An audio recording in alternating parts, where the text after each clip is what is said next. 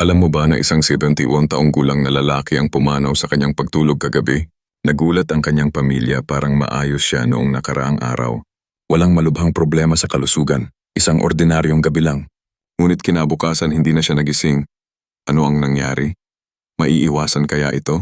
Ang totoo, pagkatapos ng edad na Pete, may ilang gawain bago matulog na tahimik na naglalagay sa iyong kalusugan, sa panganib, na nagpapataas ng tiyansa ng malubhang kondisyon tulad ng stroke, atake sa puso o biglaang kamatayan. At ang pinakamasakit, karamihan ay hindi alam na nagkakamali sila. Sa video na ito, tatalakayin natin ang 4 na gawi sa gabi na dapat mong iwasan kung ikaw ay 7 taong gulang pataas. Mga simpleng routine na parang hindi nakakasama.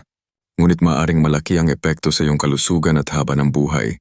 Kung kailan na sa mga ito ay maaring magulat ka, at ang iba ay maaring mga bagay na taon mo nang ginagawa ng hindi iniisip. Sa pagtatapos ng video na ito, magkakaroon ka ng kaalaman upang maprotektahan ang iyong sarili, mapabuti ang iyong pagtulog at magising ng mas malakas at mas malusog araw-araw. Manatili ka sa akin hanggang sa dulo dahil ang huling gawi ay isang bagay na karamihan sa mga matatanda ay hindi sinasadyang ginagawa gabi-gabi at maaaring naglalagay sa kanila sa malubhang panganib. Matututunan mo rin kung ano ang maaari mong gawin bilang kapalit upang masiguro ang ligtas at malusog na pagtulog. Okay, simulan na natin. Una, pagkain ng mabibigat na pagkain ng huli sa gabi. Isa sa pinakakaraniwan ngunit mapanganib na gawi bago matulog pagkatapos ng taong gulang ay ang pagkain ng mabibigat na pagkain malapit na sa oras ng pagtulog. Maaring iniisip mong walang masama dito marahil ilang taon mo na itong ginagawa ng walang problema. Ngunit habang tumatanda tayo, hindi na pareho ang paraan ng pagproseso ng ating katawan ng pagkain. Ang iyong kinakain bago matulog at higit sa lahat kung kailan ka kumakain ay maaaring malaki ang epekto sa kalidad ng iyong tulog, kalusugan ng puso at maging sa panganib ng biglaang komplikasyon sa gabi. Isipin mo, nung bata ka pa, maaari kang kumain ng malaking hapunan ng huli sa gabi at makatulog ng mahimbing. Ngunit ngayon, pagkatapos ng taon, bumagal ang iyong metabolismo. Hindi na gaanong epektibo ang iyong digestive system at mas matagal nang natutunaw ng katawan ang pagkain. Maaari itong magdulot ng acid reflux, guluhin ang tulog at maging pagtaas ng presyo ng dugo na lahat ay may kaugnayan sa mas mataas na panganib ng atake sa puso at stroke habang natutulog. Kung nagising ka na minsan sa kalagitnaan ng gabi dahil sa heartburn, discomfort o mabilis na tibok ng puso, malaki ang posibilidad na ang iyong late-night eating habits ang may kasalanan. Ganito ang nangyayari. Kapag kumain ka ng marami bago matulog, imbes na nakatuon ang katawan mo sa malalim at nakakapreskong tulog, abala ito sa pagtunaw ng kinain. Gumagawa ng acid ang iyong tiyan, mas nagtatrabaho ang iyong bituka at nananatiling mataas ang iyong heart rate kahit dapat ay bumibilis ito. Nagdudulot ito ng chain reaction sa iyong katawan na nagpapanatili sa iyo sa magaan at restless na tulog at nagpapataas ng tsansa ng biglaang cardiovascular events. Halimbawa, sabihin natin kumain ka ng mabigat na pasta o greasy burger bago matulog. Maaaring busog at kontento ka ngunit habang nakahiga nahihirapan ang iyong katawan na pigilan ng acid sa tiyan. Maaari itong umakyat sa esophagus na nagdudulot ng discomfort, ubo o maging pakiramdam na para kang nasasakal at nagigising. Sa paglipas ng panahon, ang chronic acid reflux o GERD ay maaaring magpahina sa mga kalamnan sa lalamunan at daanan ng hangin na nagpapataas ng panganib ng aspiration pneumonia, isang malubhang impeksyon sa bahaga na maaaring ikamatay ng mga matatanda. Mas malala pa ang pagkain ng huli sa gabi ay maaaring magdulot ng biglaang pagtaas ng blood sugar levels. Kung may diabetes ka o nasa panganib ka nito, ang ganitong gawi ay maaaring magdulot ng imbalance sa glucose na nagpapahirap sa katawan na i-regulate ang blood sugar habang natutulog.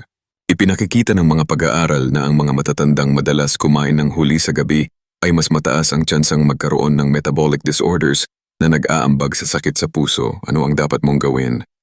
Subukang tapusin ang huling pagkain ng hindi bababa sa 3 hanggang 4 na oras bago matulog. Bibigyan ito ng sapat na oras ang iyong katawan para matunaw ng maayos ang kinain bago ka mahiga.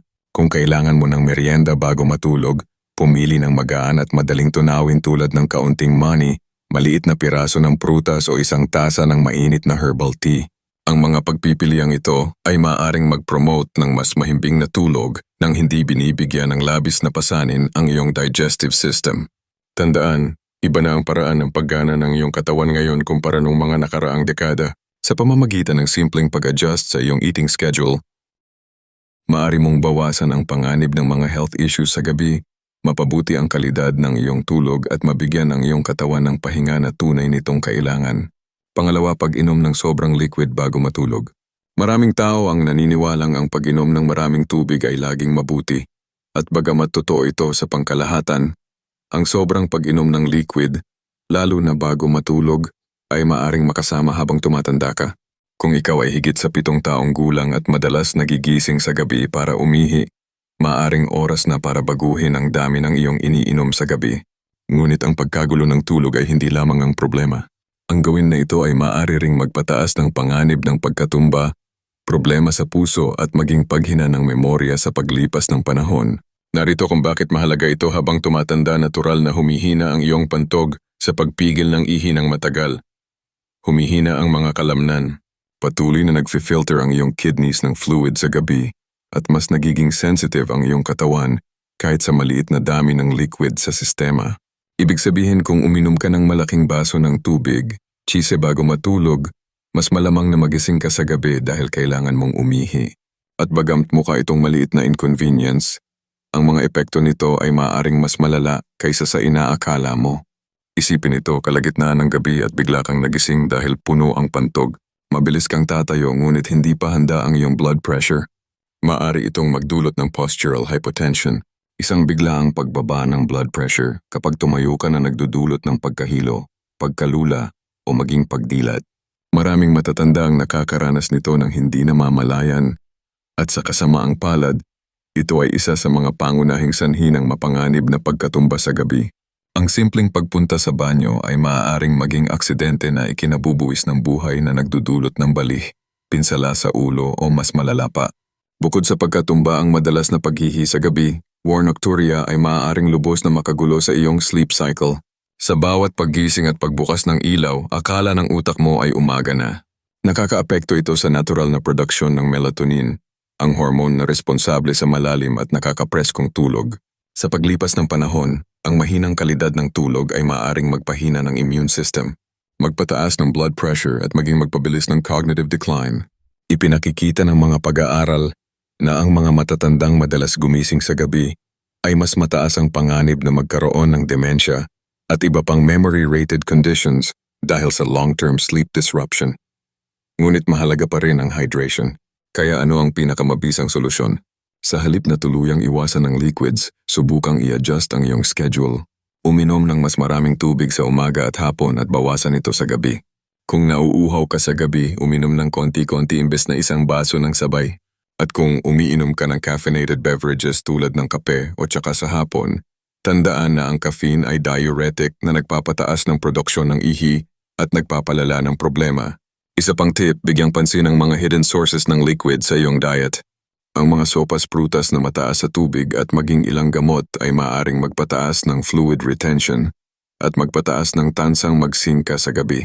Sa pamamagitan ng maliliit ngunit intentional na pagbabago, maaari mong mapabuti ng malaki ang kalidad ng iyong tulog, mabawasan ang panganib ng pagkatumba at suportahan ang iyong overall health sa pangmatagalan.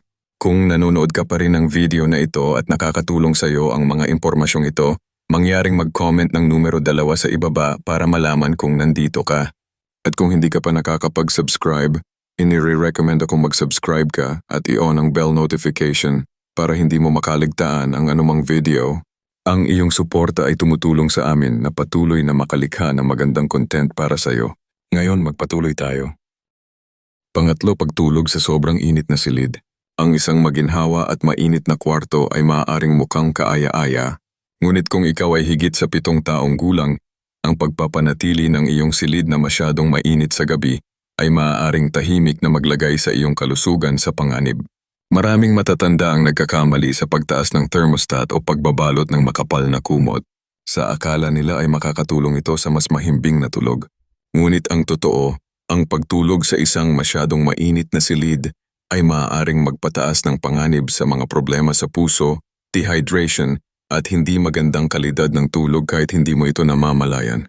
Habang tayo ay tumatanda, ang ating mga katawan ay nagiging hindi gaanong epesyente sa pag-regulate ng temperatura. Ang kakayahang magpawis at maglabas ng init ay bumababa, na nagpapadali sa pagtaas ng temperatura ng katawan lalo na sa oras ng pagtulog. Kapag ang iyong katawan ay sobrang init, ang iyong puso ay kailangang magtrabaho ng mas mahirap para lamang palamigin ka na maaaring magdulot ng hindi kinakailangang strain sa iyong cardiovascular system. Lalo itong mapanganib para sa mga matatanda na may mga kondisyon sa puso, alta press o problema sa sirkulasyon. Isipin mo ito. Nagising ka na ba napawisan, balisa o kahit bahagyang hirap sa paghinga sa kalagitnaan ng gabi? Yan ang iyong katawan na nahihirapan i-regulate ang init. Ipinakikita ng mga pag-aaral na ang pagtulog sa isang mainit na silid ay nagpapataas ng panganib ng dehydration.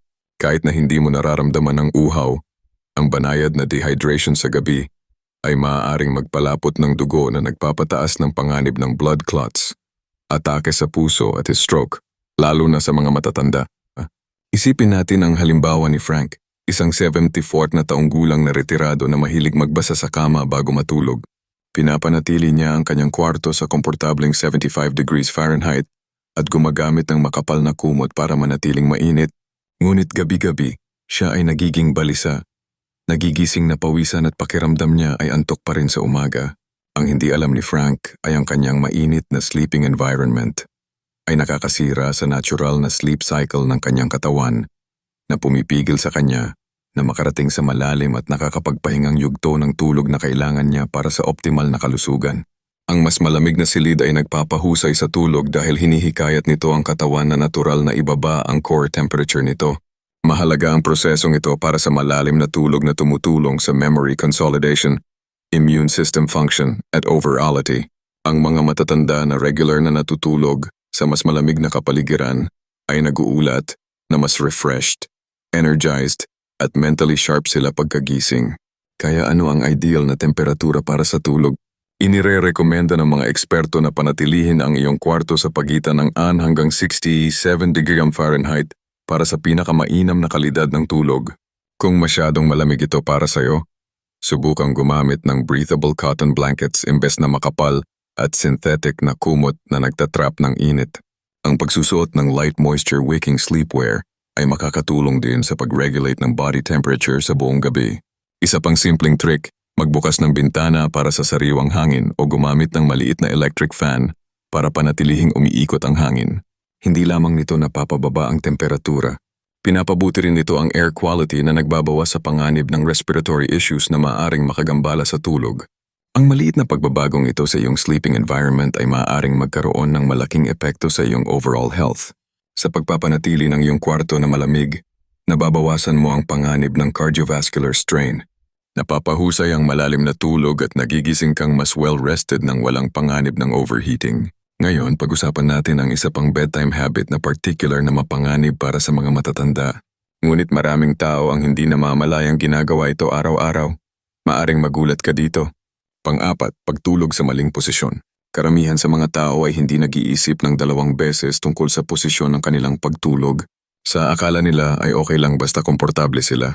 Ngunit pagkatapos ng 7, ang posisyon kung saan ka natutulog ay maaaring magkaroon ng mas malaking epekto sa iyong kalusugan kaysa sa inaakala mo. Ang maling posisyon sa pagtulog ay maaaring magdulot ng mga problema sa paghinga, mahinang sirkulasyon, at kahit dagdagan ang panganib ng heart failure or stroke.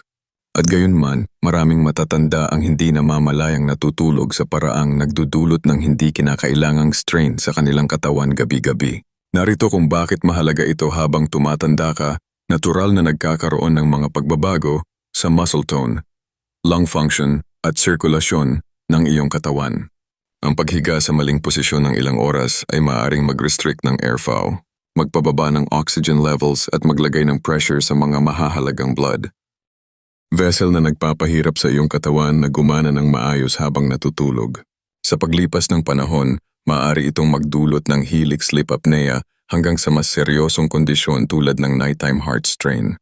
Halimbawa, ang pagtulog ng nakadapa o nakahiga ng diretso ay maaaring mukhang komportable. Ngunit para sa maraming matatanda, ito ay isa sa pinakamapanganib na posisyon.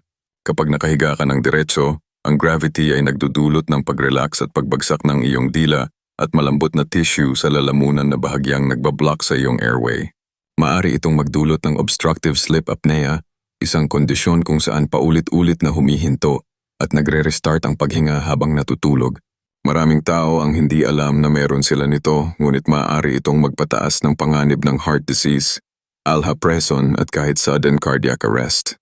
Isipin ang halimbawa ni Robert 76 na taong gulang na palaging natutulog ng nakahiga. Napansin ng kanyang asawa na kung minsan ay humihinto siya sa paghinga ng ilang segundo bago biglang huminga ng malalim. Noong una hindi niya ito pinansin. Sa akala niya ay normal lang ito sa pagtanda. Ngunit sa paglipas ng panahon siya ay nagigising na pakiramdam niya ay pagod, may sakit ng ulo at hirap mag-concentrate sa araw. Nang kausapin niya ang kanyang doktor, nalaman niya na ang kanyang posisyon sa pagtulog ay nag-aambag sa undiagnosed sleep apnea na nagdudulot ng strain sa kanyang puso gabi-gabi. Kahit na wala kang sleep apnea, ang pagtulog sa maling posisyon ay maaari ring makaapekto sa sirkulasyon. Kapag natutulog ka sa kanang bahagi, ipinapakita ng mga pag-aaral na ito ay naglalagay ng karagdagang pressure sa puso na nagpapahirap sa dugo na umikot ng maayos. Lalo itong nakababahala para sa mga matatanda na may mga kondisyon sa puso dahil maaari itong magdulot ng fluid buildup sa bagabinti na humahantong sa kondisyong tinatawag na congestive heart failure sa paglipas ng panahon. Kaya ano ang pinakamainam na posisyon sa pagtulog pagkatapos ng PIT? Inirerekomenda ng mga eksperto ang pagtulog sa kaliwang bahagi hanggat maaari. Ang posisyong ito ay nakakatulong sa pag-improve ng circulation. Pinapadali ang pag-pump ng puso at nakakatulong pa sa digestion. Para sa mga madaling magkaroon ng acid reflux o heartburn, ang pagtulog sa kaliwang bahagi ay maaaring pigilan ng stomach acid na umakyat sa lalamunan na nagbabawas ng discomfort at nagpapahusay sa kalidad ng tulog. Kung nahihirapan kang manatili sa iyong tagiliran habang natutulog, subukang gumamit ng body pillow para hindi ka mabaliktad papunta sa iyong likod. Ang pagtaas ng iyong ulo ng bahagya gamit ang isang supportive pillow ay makakatulong din para manatiling bukas ang iyong airway at mabawasan ang panganib ng mga pagkaantala sa paghinga. At kung nakakaranas ka ng joint pain or stiffness, ang paglalagay ng unan sa pagitan ng iyong mga tuhod ay makakatulong sa pag-maintain ng spinal alignment at pagbawas ng pressure sa iyong lower back. Ang simpleng pagbabagong ito sa iyong posisyon sa pagtulog ay maaaring magkaroon ng malalim na epekto sa iyong pangkalahatang kalusugan. Sa pagtiyak na ang iyong katawan ay nasa optimal na posisyon para sa sirkulasyon, paghinga at heart function, maaari mong bawasan ang panganib ng mga komplikasyon sa kalusugan sa gabi at magising na mas refresh at energize. Kung patuloy mong pinapanood ang video na ito at nakakatanggap ka ng mahahalagang impormasyon, mangyaring mag-comment ng numero 4 sa ibaba para ipaalam mo na narito ka. At kung hindi ka pa nakasubscribe, ini-recommend ko mag-subscribe ka at i-on ang bell notification para hindi mo makaligtaan ang anumang mga video. Ang iyong suporta ay tumutulong sa amin na patuloy na lumikha ng magandang content para sa o ngayon. Magpatuloy tayo. Pangwakas ng mga pag-iisip. Nasaklaw namin ang 4 na gawain bago matulog na maaring mukhang hindi nakakapinsala, ngunit maaaring maglagay sa iyong kalusugan sa panganibat ng PIT mula sa pagkain ng huli sa gabi hanggang sa pag-inom ng masyadong maraming tubig bago matulog. Mula sa pagpapanatili ng iyong silid na masyadong mainit hanggang sa pagtulog sa maling posisyon. Ang bawat isa sa mga gawin na ito ay maaaring tahimik na makaapekto sa iyong puso, kalidad ng tulog at kabuuang kagalingan. Ang magandang balita, ang mga panganib na ito ay hindi permanente. Sa pamamagitan ng maliliit na pagbabago sa iyong gawain sa gabi, maaari mong mapabuti ang iyong pagtulog. Mapababa ang panganib ng malubhang mga isyu sa kalusugan at magising bawat umaga na mas malakas. Ngayon maglaan ng ilang sandali para magmuni-muni. Alin sa mga gawin na ito ang nakikilala mo sa iyong sariling gawain? Madalas ka bang nagigising sa gabi? Naranasan mo na bang magising na hindi mapalagay o labis na mainit habang natutulog? Marahil ilang taon ka nang natutulog ng nakadapa nang hindi nalalaman ang epekto nito? Ano man ang sitwasyon, ang susi ay ang kamalayan. Kapag napagtanto mo ang problema, maaari kang gumawa ng mga hakbang para ayusin ito. Kaya narito ang hamon ko sa'yo. Ngayong gabi, bigyang pansin ang iyong gawain bago matulog. Subukang baguhin ang isa sa mga gawin na ito at tingnan kung paano ito makakaapekto sa iyong pagtulog. Baka maaga kang kakain, babaan ang temperatura ng iyong silid o matutulog ng nakaharap sa kaliwa. Kahit isang maliit na pagbabago ay maaring magdulot ng malaking epekto sa paglipas ng panahon. Salamat sa pagsama sa amin ngayon. Gusto naming marinig mula sa iyo, mag-iwan ng komento sa ibaba at ibahagi ang isang bagay na iyong natutunan ngayon at kung paano mo ito balak gamitin sa iyong buhay. Mahalaga sa amin ang iyong mga saloobin kaya huwag mag-atubiling ibahagi ang mga ito. Ang pagbabasa ng iyong mga komento ay nagbibigay sa amin ng malaking motivation at pag-asa. Kung nasya ka sa video na ito at nakatulong ito sa iyo, mangyaring i-like, mag-subscribe at ibahagi ito. Ang iyong suporta ay tumutulong sa amin na magpatuloy sa paggawa ng magandang nilalaman upang bigyan ka ng kaalaman at inspirasyon. Salamat sa panonood at inaasahan naming makita ka sa susunod na